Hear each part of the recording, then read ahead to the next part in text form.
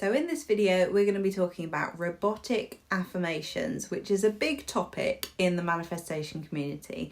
Lots of people love them, some people don't love them. There's a big debate about it really, and it came up in the Conscious Creators Masters Academy Telegram group again the other day, and so I wanted to do a video on my perspective and my experience with robotic affirmations.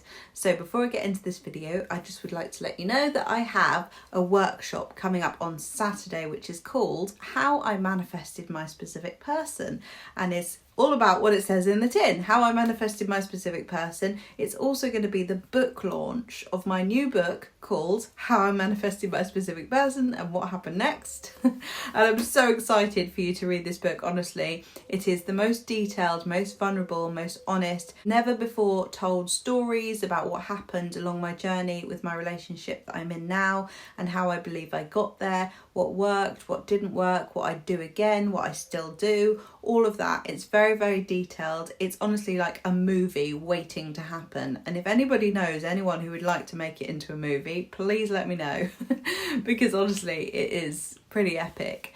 So I'm very excited for that. If you'd like to come along to the book launch on Saturday and the workshop that I'm doing all together, all as one, then I'd love to see you there. You'll be the first to get the book. And it's going to be great. There's going to be a Q&A at the end so you can ask me any questions about you, about what's happening in your situation. And we always have really great conversations at the end of these workshops. So hopefully I will see you there. Link below. Right, so robotic affirmations. Right, I've tried them, I've done them, I've been there. I've actually been in a very obsessive state before where I've just been doing robotic affirmations all day. Any spare minute that I got, I was doing them. And in my experience, there was a point where I just felt enough was enough and I couldn't live my life like that. So for a while, I was very much going with the narrative that if I do this enough, then my beliefs will change and I will finally see the result of that in my 3D. There's truth in the fact that the language that we use and the things that we tell ourselves are what ends up becoming our experience.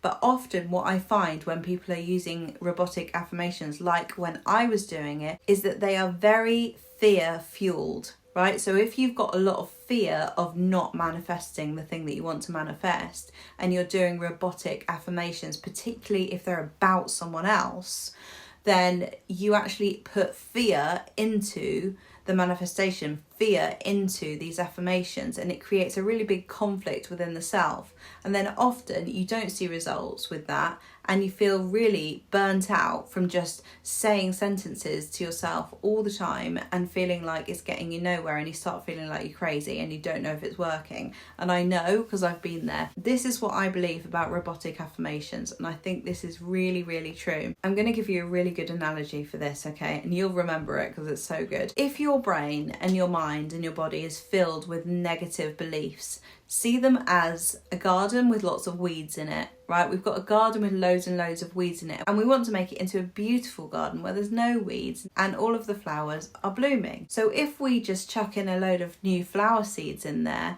actually these new flowers are not really going to have enough room to grow in the soil because there's already so much space being taken up by these weeds, right? So actually a better approach would be to weed out the things that are actually getting in the way, take away the weeds, and then replant with positive beliefs. And this goes for so many things in life, right?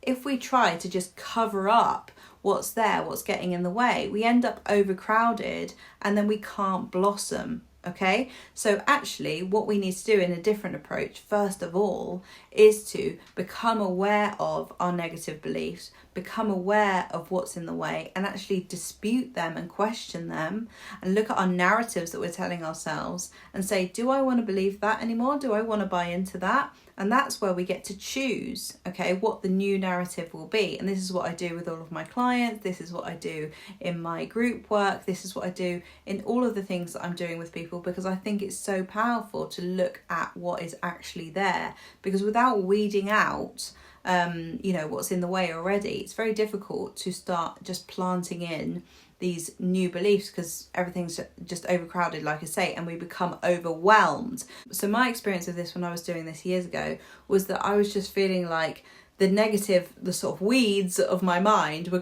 just popping up all over the place, and I was trying to cover them up with these new positive beliefs and sentences and things. And I just found that I was overwhelmed because I hadn't resolved some of the negative beliefs that were still very strong and had been there for a long time. So I had to do the weeding first, right? And that really, really helped. And then the other thing about robotic affirmations is that I like to think there's actually a better way of doing it. Rather than saying just sentences, you know, especially things like, he loves me, he chooses me. I actually don't like those affirmations when they're about the person anymore.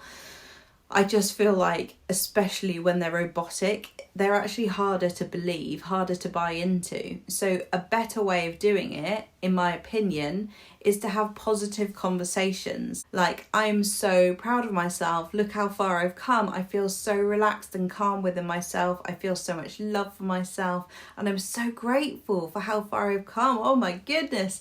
I'm so excited about the future. I'm so in love with life. And just having these sort of like rampages of positive conversations about yourself, right? And when you feel those things about yourself, you likely see the reflection of that in your reality, okay? So when it comes to relationships, you can have imaginal conversations if you like, because why not? I mean, they're a method of transporting you into that feeling state, and we're just using that to cultivate, this is where we're going, this is where we're heading.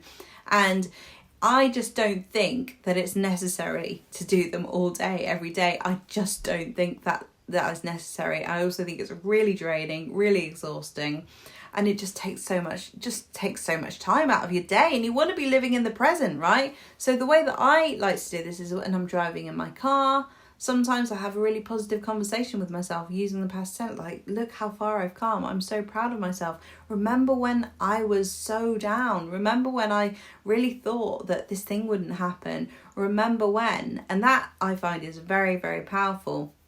And I prefer it to robotic affirmations. I just never, ever do robotic affirmations anymore.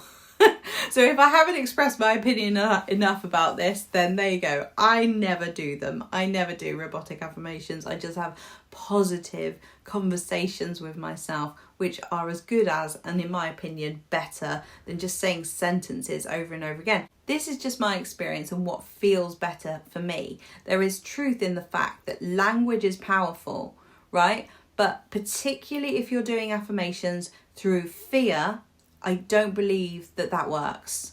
So I hope you found this video useful. Let me know what you think in the comments below. If you'd like to come along to my workshop, How I Manifested My Specific Person, on Saturday, I would love to see you there. And if not, then I'll see you in the next video.